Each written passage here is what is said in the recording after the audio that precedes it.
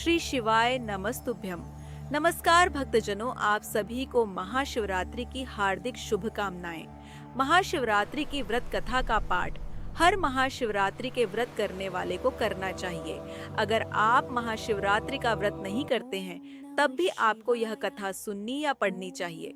ऐसी मान्यता है कि जो महाशिवरात्रि व्रत की कथा सुनता और पढ़ता है उसे भी भगवान शिव की भक्ति का लाभ मिल जाता है। इसलिए हर शिव भक्त को महाशिवरात्रि की व्रत कथा जरूर सुननी चाहिए। इसलिए चलिए सुनते हैं महाशिवरात्रि की व्रत कथा। एक बार की बात है, पार्वती जी ने भगवान शिव शंकर से पूछा, ऐसा कौन सा श्रेष्ठ और सरल व्रत पूजन है जिससे मृत्यु लोक के प्राणी आपकी कृपा प्राप्त कर लेते हैं। उत्तर में शिव जी ने पार्वती जी को शिवरात्रि के व्रत का विधान बताकर एक कथा सुनाई। यह कथा इस प्रकार थी। अधिकतर जनमानस यह जानता है कि महाशिवरात्रि भगवान शिव और माता पार्वती के पावन विवाह का उत्सव है, परंतु कुछ आचार्यों का मत है कि इसी दिव्य रात्रि में भगवान शिव ने समुद्र मंथन से निकला विष पान कर संसार की रक्षा की थी, और यही कारण है कि यह रात्रि अत्यंत पुण्यमयी मानी जाती है। किंतु शिव पुराण की कोटिरुद्र संहिता में एक और अत्यंत मार्मिक कथा वर्णित है, जो हमें यह सिखाती है कि अनजाने में भी की गई शिव भक्ति जीवन को परिवर्तित कर सकती है। आज हम उसी अद्भुत कथा का भावपूर्ण वर्णन सुनेंगे। पौराणिक काल में एक घने वन में एक भील रहता था। उसका नाम गुरु था। वह बलवान तो था, किंतु स्वभाव से अत्यंत क्रूर और कठोर हृदय का था। उसका परिवार बड़ा था और उसका जीवन हिंसा तथा चोरी जैसे कर्मों में व्यतीत होता था। वह प्रतिदिन वन में जाकर हिरणों और अन्य पशुओं का वध करता, कभी किसी का धन छीन लेता और इसी प्रकार अपने परिवार का पालन करता था। उसे न तो धर्म का ज्ञान था, न व्रत उपवास की समझ, न ही किसी पुण्य पाप का विचार। वह जैसे चल रहा था वैसे ही समय बीतता जा रहा था। और वह एक साहूकार का ऋणी भी था। लेकिन ऋण को समय पर न चुकाने से साहूकार क्रोधित हुआ और उसने उसको शिव मठ में बंदी बना लिया। संयोग से जिस दिन उसे बंदी बनाया गया Your उस दिन devotion has शिवरात्रि been थी। rewarded. बंदी रहते हुए Fear शिकारी not, शिवमठ में for भगवान शिव के I am with संबंधी you. धार्मिक बातें सुनता रहा और उसने वहां शिवरात्रि की व्रत कथा भी सुनी। संध्या होने पर साहूकार ने उसे बुलाया और आण चुकाने के लिए पूछा, तो शिकारी ने अगले दिन सारा आण लौटा देने का वचन दिया। साहूकार ने उसकी बात मान ली और उसे छोड़ दिया। शिकारी जंगल में शिकार के लिए निकला, लेकिन दिन भर बंदी गृह में रहने के कारण वह भूख प्यास से व्याकुल था। सूर्य अस्त हुआ और वह एक जलाशय के समीप गया। वहां एक जलाशय के किनारे एक पेड़ था।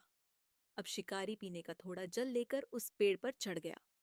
उसे पूरी उम्मीद थी कि कोई ना कोई जानवर अपनी प्यास बुझाने के लिए वहां अवश्य आएगा। वह पेड़ बेलपत्र का था और उसी के नीचे एक शिवलिंग भी था, जो सूखे बेलपत्रों से ढका होने के कारण किसी को दिखाई नहीं दे रहा था। शिकारी को उस बात का पता न चला और वह भूख प्यास से थका हुआ उसी पर मचान बनाकर बैठ गया। अब मचान बनाते समय उसने कुछ टहनियां तोड़ी और वे संयोग से शिवलिंग पर जा गिरी। इस प्रकार दिन भर भूखे प्यासे रहने से शिकारी का व्रत भी हो गया और शिवलिंग पर बेलपत्र भी चढ़ गए। रात्रि का प्रथम प्रहर आरंभ हुआ।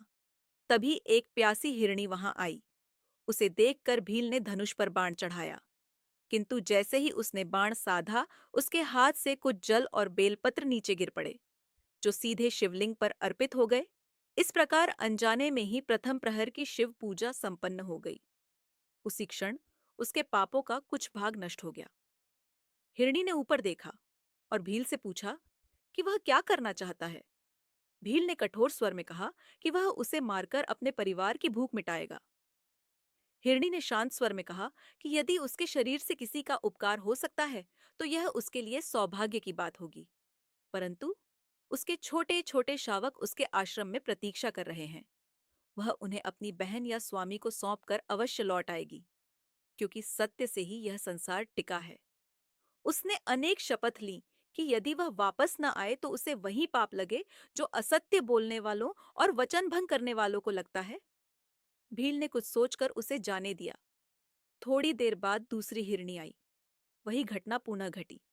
बाण साधते समय फिर जल और बेलपत्र शिवलिंग पर गिरे और दूसरे प्रहर की पूजा पूर्ण हो गई।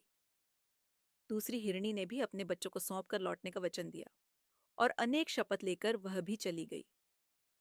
रात्रि का तीसरा प्रहर आया, तब एक पुष्ट हिरण वहां पहुंचा।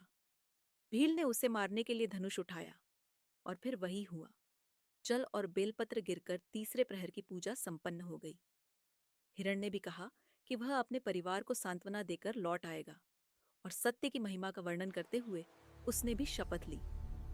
अब तक भील का हृदय कुछ पिघलने लगा था। अंततः चौथा प्रहर आया, और आश्चर्य की बात यह कि वे दोनों हिरण्याएं और वह हिरण अपने अपने शावकों सहित वहां लौट आए। उनके पीछे पीछे उनके बच्चे भी चल पड़े थे। वे सब अपने वचन के पालन हेतु प्रस्तुत थे। यह दृश्य देखकर भील का हृदय द्रवित हो उठा। उसने धनुष उठाया तो फिर जल और बेलपत्र शिवलिंग पर गिरे और चौथे प्रहर की पूजा भी पूर्ण हो गई। उसी क्षण उसका संपूर्ण पाप भस्म हो गया। उसका अंतःकरण निर्मल हो उठा और उससे आत्मज्ञान का अनुभव हुआ। उसने धनुष नीचे रख दिया और उन सभी निर्दोष प्राणियों को मुक्त कर दिया। उसी समय भगवान शिव प्रसन्न होकर प्रकट हुए। उन्होंने भील को अपने दिव्य स्वरूप का दर्शन दिया, उसे आशीर्वाद दिया और उसके जीवन को धन्य कर दिया। वही भील आगे चलकर महान भक्त बना और कहा जाता है कि उसे ईश्वर की विशेष कृपा प्राप्त हुई।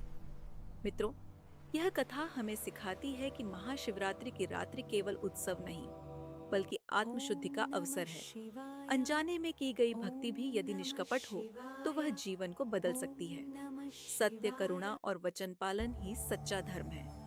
यदि यह कथा आपके हृदय को स्पर्श कर गई हो तो इसे अवश्य लाइक और शेयर करें, और ऐसी ही पौराणिक कथाओं के लिए हमारे चैनल को सब्सक्राइब करना न भूलें। हर हर महादेव।